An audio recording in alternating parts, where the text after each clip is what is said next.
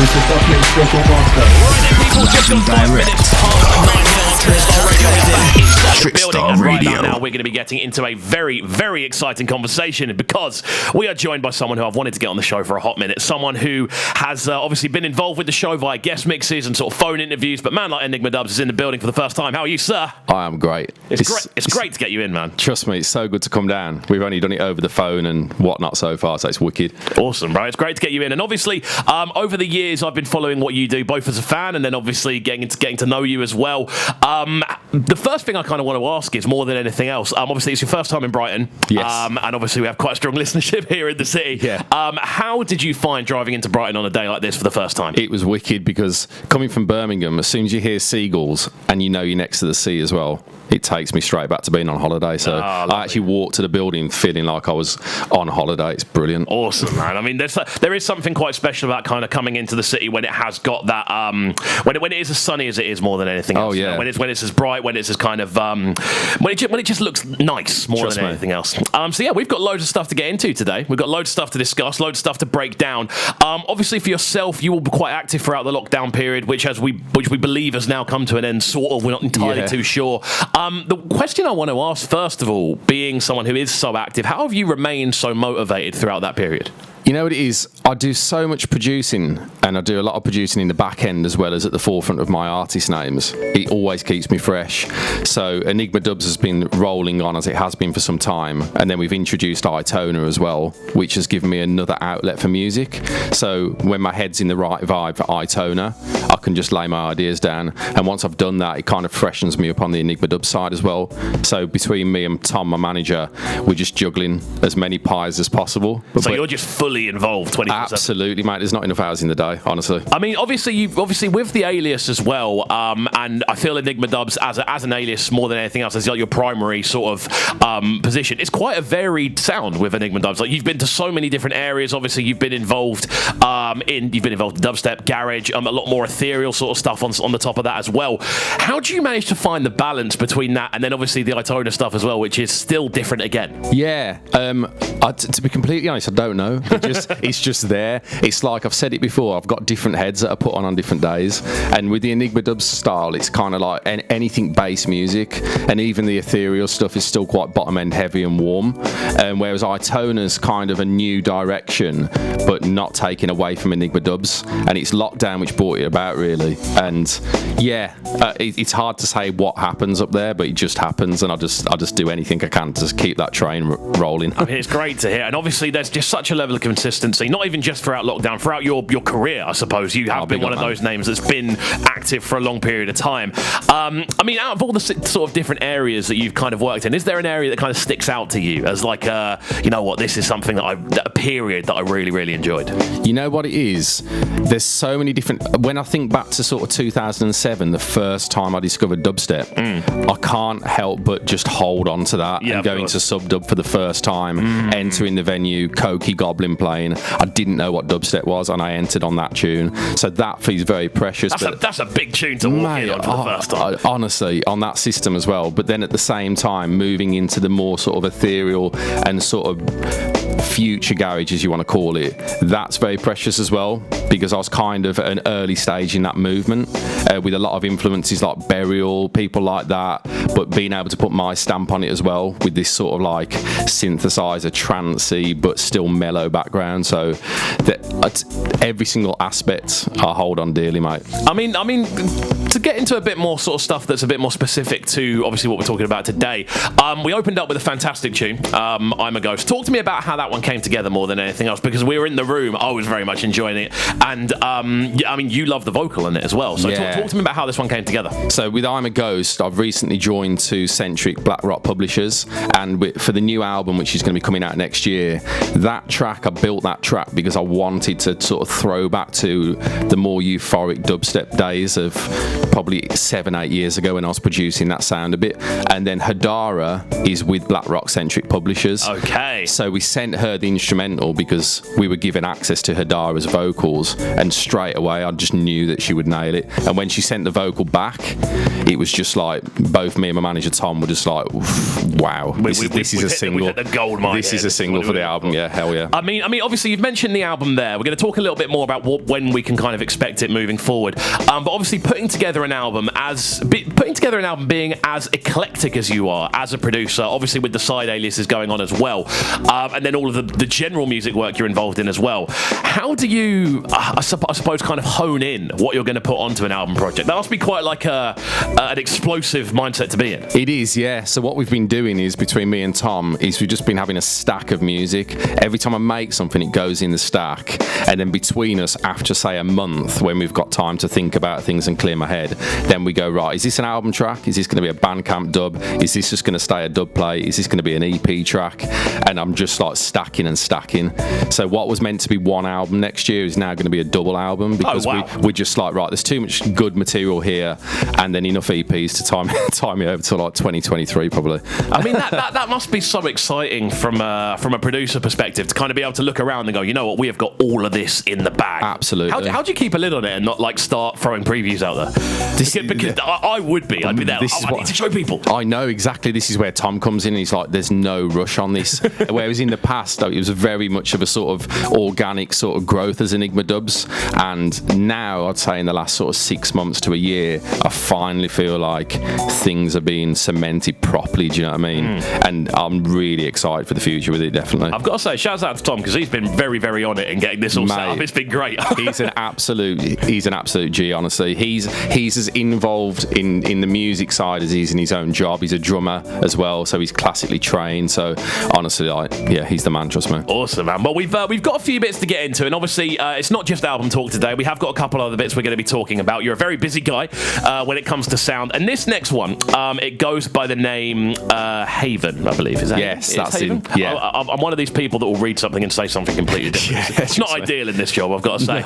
No. But yeah, talk to me about this tune, because obviously it's on a label that I'm very, very fond of. This is a project that I think overall is a really interesting take on you as a producer. So talk to me about this one as a whole. Yeah, so this is my first exploration into breakbeat, and breakbeat's obviously like thriving at the moment. It's been bubbling away for so many years, but I just felt like it was time for me to do something on this vibe under ENiGMA Dubz, because it's still got the sort of dreamy, ethereal sort of aspect, as well as being the percussion's got the energy, and then the bottom end as well. So it was really exciting to do this, because I've just been a massive fan of like Bicep, and then people like Bonobo on a slightly different vibe, but bringing those world elements into it. So yeah, I mean, this has been sat in the locker for like 7-8 months. Oh wow. And then we've just been like, right, where can we fit this in? And then it just felt like the time now with the sun out. I mean, obviously with it being on obviously Deep, Dark and Dangerous, what a label to kind of... No, this one's on Maury. This is... honestly, mate, there's that much going on. The Deep, Dark and Dangerous release is the previous release before that. Okay. So Haven's gone on our own label. So me and Tom run Maury. So the Deep, Dark and Dangerous release was the Cosmos EP, yeah. I'm surprised it's hard to keep up, isn't it? There's that much dropping. It's that I'm here, I've got it written down. This one's this way. I've obviously looked at like a list of about 30 and thrown it the wrong way. So this is essentially like a high-ended self-release more than anything. This is just a single release, and this is on the same label we're releasing the Itona projects, and the album's coming on our own label too. But the DD&D release was wicked, because it's been a label I've wanted to release on for so long, and Truth obviously just like seminal artists as well. So that EP came together, and yeah, it's done really well. I'm surprised there aren't dance routines to go along with everything. There's so much. And obviously the boyhood fan in me is very much like sort of like, this is great. I'm loving the fact there's just so much to get into. Yeah. But there we go. Right, it's just gone 14 minutes past 9, people. We are going to jump into this one next. It goes by the name of Haven. Before we get into it though, just so people are aware, and if they want to follow you and find out what you're up to, where's the best place to kind of follow what you're doing online? I'd say Instagram, of course, at ENiGMA Dubz Official. Twitter, Facebook is at ENiGMA Dubz. They're all updated regularly, so anything you need to know, get over to those pages. They're the best places. Yeah, 100%. Awesome stuff. Right then, people, make sure you are sticking around. We're going to get into a bit more conversation about the album, and then a special vocal track we're going to be getting into a little bit later on. We are live inside the building with man like ENiGMA Dubz. This is the interview hour here on Breakfast with Kovu. Make sure you stick sticking around. There's plenty more still in the bag. Oh, yes. Right then, people, we are back inside the building. It's just gone 18 minutes past 9 here on Trickstar Radio, and right about now we are jumping into a further bit of conversation with man like ENiGMA Dubz, who is in the building. How are you doing, sir? How's it going? I'm great, man. I'm really good. It's good to have you in the building. As I said before, it's great to actually finally meet you in person as well. Hell yeah. Which is always good. Obviously, we've spoken a fair bit online, music-wise, and we've run a fair few ENiGMA Dubz bits on the show, and it's good to meet people in person, which I'm sure is going to be happening a lot more in the coming months. But yeah, we've got an album to talk about, sir. We've got an album to actually break down. We briefly touched on it during the first section, but talk to me about the general scope of what's going on, like how many tracks are involved, the direction. Just give me an overview. So the album's 12 tracks. The sort of scope for the tracks is literally here, there, and everywhere within ENiGMA Dubz realm. So there's dubstep, garage, there's a liquid D&B track, and then there's kind of down tempo stuff in between. So it's just a real journey. It's like my previous albums were 2015, and they were the Journey So Far albums, and it's kind of still following that in suit of that. I love how everything kind of interweaves. Like, is that planned? The way you kind of have everything, so that album's there, but those two link, and then that goes there. Like, is it planned, or is it just a natural occurrence? This one's been. The previous album was just very natural how it fell into place. It was all about my travels that I've been on with my wife and then my children, and the inspiration along traveling and stuff. Whereas with this one, it's called Awakening, and it's kind of just like where I am now as ENiGMA Dubz. I feel like it's time to get more serious and more like, rather than it being so organic, it's like we're really driving it forwards now. So it's got this sort of movement about it. The vocalists that are featuring on it are all wicked. They're all pretty much new vocalists apart from Coma. So I've worked with Coma before in the past, but apart from her, there's 3 new vocalists, which are all brilliant, and they're all featuring on different styles of music as well. I mean, you seem very keen on working with vocalists, more and more so recently. It seems like the longer you go on, it seems like that need for the top line has become more and more apparent. Like, what do you think the reason for that is?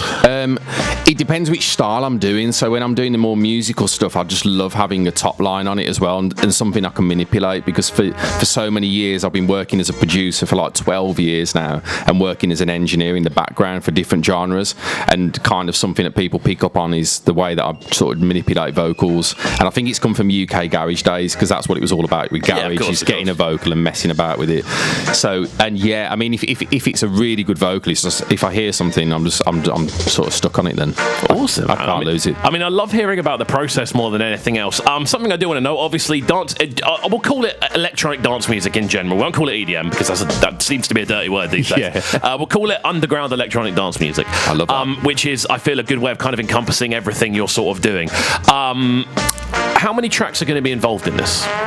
On the album? Yeah. So on the first album, 12, and on the second album, we're looking at 12 as well. Interesting. And it's kind of a mixture between, I'd probably say there's about 4 or 5 tracks which are aimed at sound systems as well as listening, and then other tracks on there are just purely to just lose yourself and just enjoy, whether you're on the move or chilling at home on your Sonos or whatever. Have you gone for a kind of long play feel, or are they more sort of individual tracks that work well next to each other, or is it something you'd recommend doing start to finish? Yeah, there's definitely a journey through it, and a few little twists and turns along the way which you wouldn't expect. So this is why we had such a big planning session on which tracks are going to go on which album. So like you say, it's quite long form, but then individual tracks will be there to be played out by themselves, definitely. Amazing, man. So have you got you may have mentioned it already, have you got a rough date that people can start to expect both the projects? So it's going to be Q1 of next year. I'm not going to give the exact date yet. We're literally at the moment waiting for test presses back, because we've picked 6 of the tracks to be pressed on vinyl.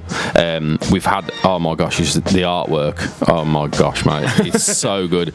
Emily Dyson has done the artwork, and she does artwork for Infernal Sounds. Oh, okay, yeah. And she's next level. It's a very distinctive look, I feel. Oh, she's unreal, mate. So we sent the concept over to her, and then she came back with such detailed responses, and it looks fantastic. I just can't wait to hold the vinyl now. Yeah, there is something special about that. There's something special about having that sort of physical hold on wax more than anything else, especially when you can physically see it. It's there.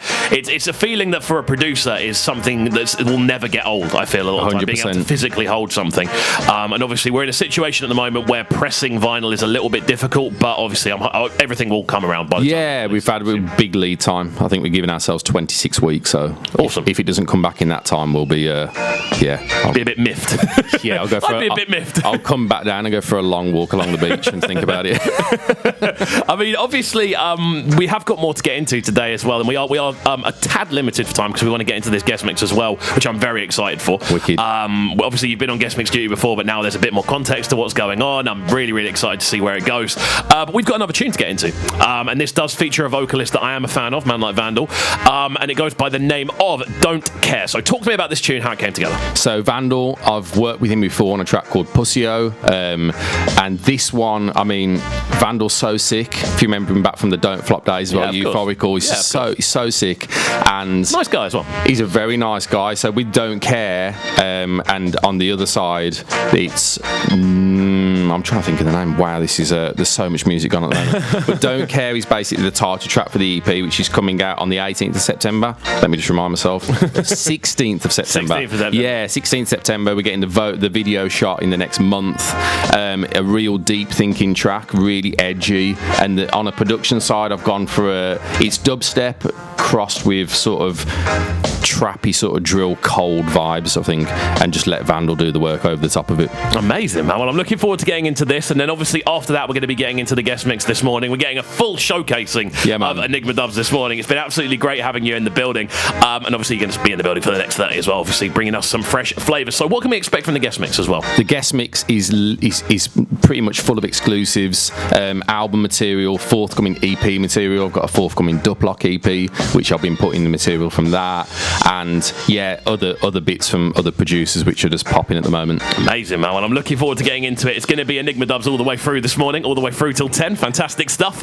We are live on Trickstar Radio right about now. This is Breakfast with Kovu. It's the interview hour.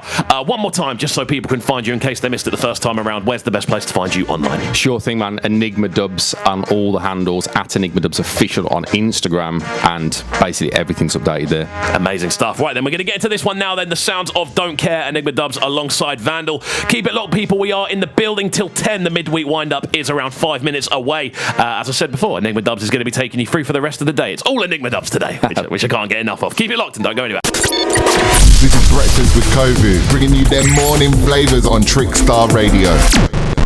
Trickstar Radio.